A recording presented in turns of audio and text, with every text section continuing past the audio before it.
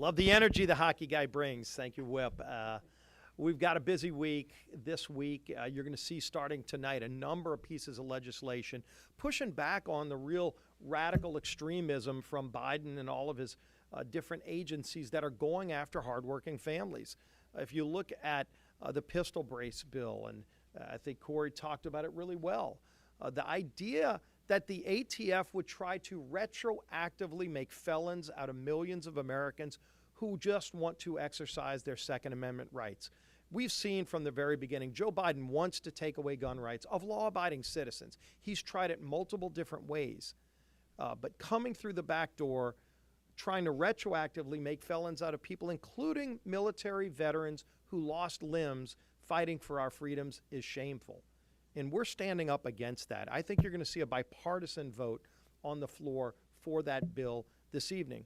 We're starting also bringing some of the legislation. We've got two different bills covering a few of the different angles and attacks we're seeing from the Biden administration, trying to take away people's gas stoves. This is almost laughable, except it's real.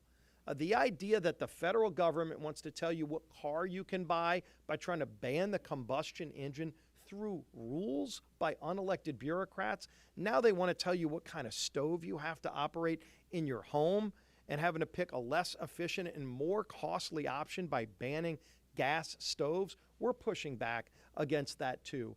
We're also bringing up a veto override today on a piece of legislation where you saw D.C. going after cops, once again siding with some of the far left groups who want to make it harder for cops to do their jobs protecting our communities and keeping people safe.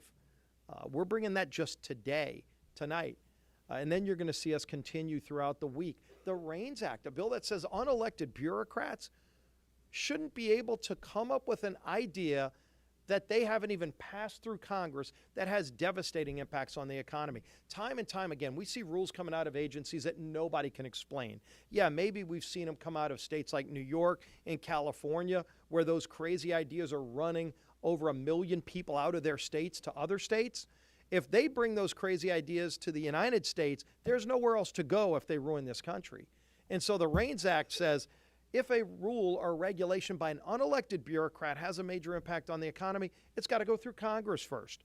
We're up for election every 2 years. We have to go before the voters and be held accountable for the actions that are being taken. Shouldn't we be the ones that have to decide whether or not an idea from an unelected agency ultimately happens or not? If they want to be legislators, they should run for Congress, but they shouldn't be able to have devastating impacts on families, raising costs. You think inflation is high and is a problem? We agree with you. One of the problems you see inflation so high is because all these unelected bureaucrats are coming up with crazy ideas, and those crazy ideas don't just stay in the agency. They actually go all across this country and raise costs and harm hardworking families. Enough is enough. We're pushing back on all of that this week with the bills we're bringing forward. With that, we'll take some questions. Yeah.